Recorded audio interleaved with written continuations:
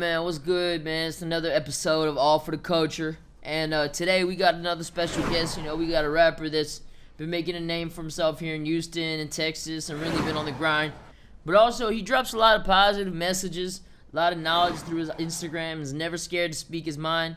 You know, we got DeadEnd Redd in the building today, man. How you doing, man?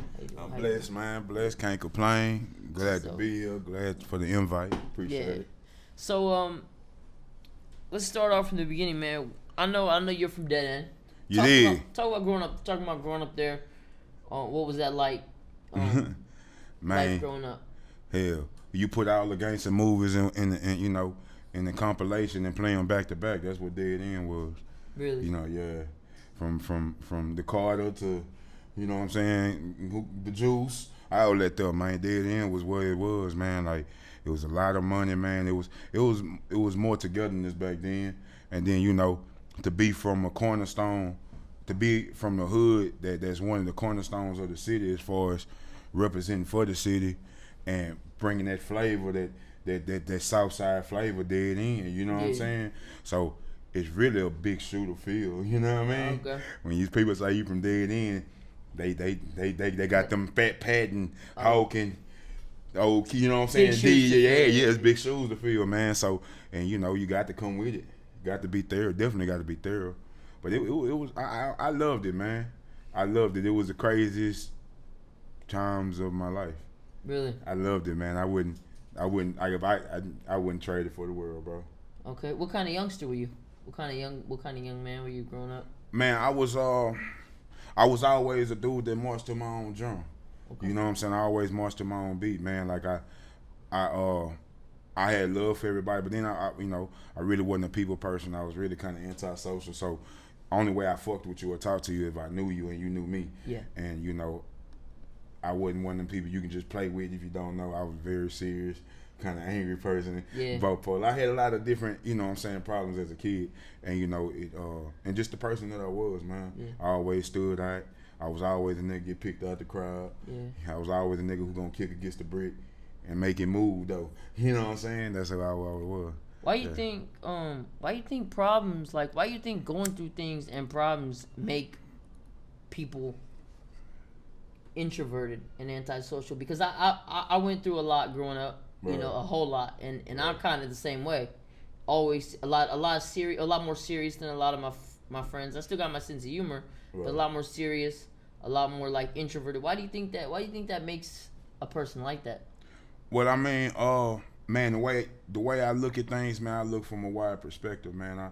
You know, it's three dimensions to everything, and that's kind of how I take things in, and that's how I add them up. That's how I calculate, and that's how I make it make sense, and that's how I get understanding. You gotta look from every angle. Okay. You gotta look. So I answer, like, for me personally, I'm gonna bring it home. For me personally, sometimes what's in you, reservoirs. You know what I'm saying? What's in you gonna come out. Yeah. You know what I'm saying? Generational curses, family curses, what your daddy was, what your grandpa was, what family he came from. You know what I'm saying? Where you come from is a part of you. Okay. You know what I'm saying? And at the same time, you know, so a lot of my personal flaws came from, you know, genes. Yeah. You know what I mean? Neither one of my sides of my family are real sympathetic, emotional people. They don't hug and tell you they love you. So I never knew how to receive it.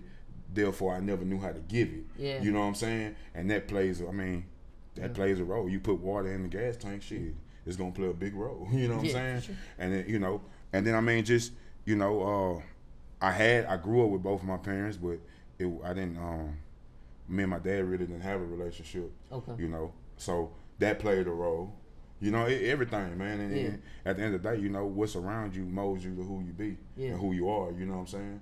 And it's up to you to either make it better or worse. Yeah, I agree with you. You know, I see it. So, growing up, what age? Because I know I saw the song Big and Back Boolin'. Whoa. Yeah. Shout out to everybody on there, man. Yeah, King D there's Black, people on man. Tune. Ace Boogie. When did you get into gang? When did you first get introduced to gangs? When did that start becoming a part of your life? Man, I've been introduced to gangs since a youngin' because that's what was around me. Yeah. But anybody knows South Park really wasn't. You had a couple hoods that was dogging. Yeah. Wesley Square, parts of West Belford and Scott, you know what I'm saying? Yeah. Parts of Sunnyside, Yeah. but it really wasn't a blood side. Okay. Most dudes over there was GDs, Hoovers, you know what I'm saying? Okay. So, and my big cousin, this one of the dudes I looked up to, he's actually a Hoover. Okay. So I totally went against the grain from all my family. You know what I'm saying? But like I said, you know, I got introduced 14. 14 is when I became an affiliate. By 16 is when actually I got put down. Got put down at 16. Got blessed in at 16 from one of the lieutenants he was actually from Cali. Okay. And they was actually coming down here and starting chapters, and so the people I got put down with it was real. You know what I'm saying? It was official, yeah. And it just happened, bro. My skin color was red, my hair was red, whatever close to red, and it was my favorite color. And you know, like I said, I always did me for me by me. I never liked the blue, never ever liked the blue. So it just made sense, man.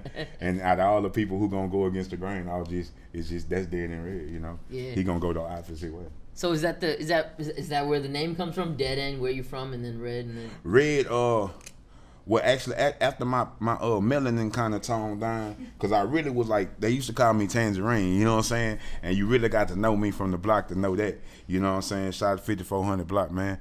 You know what I'm saying? Like, they used to call me Tangerine because I was like oranger than this. Oh, okay. So as I got older, you know what I'm saying, I kind of got more reddish. Oh, okay. So, but really my hair. Oh, okay. You know what I'm saying? Like, you know, I got red, gold, blonde, sandy brown. This is a whole combustion of shit. But the red came from that, and you know, it's a lot of reds in the world. You know what I'm saying? It's a lot of motherfucking reds. So to set myself aside from the next motherfucking red, I put my hood in front of it. I ain't never heard nobody say I'm DeadEnd Redd. Yeah. And it made sense because I ripped that shit, you know, everywhere. So, bam, DeadEnd Redd. Yeah. Yeah, that's how it came. I'm trying to fix this goddamn motherfucker. Hey, cut it real quick.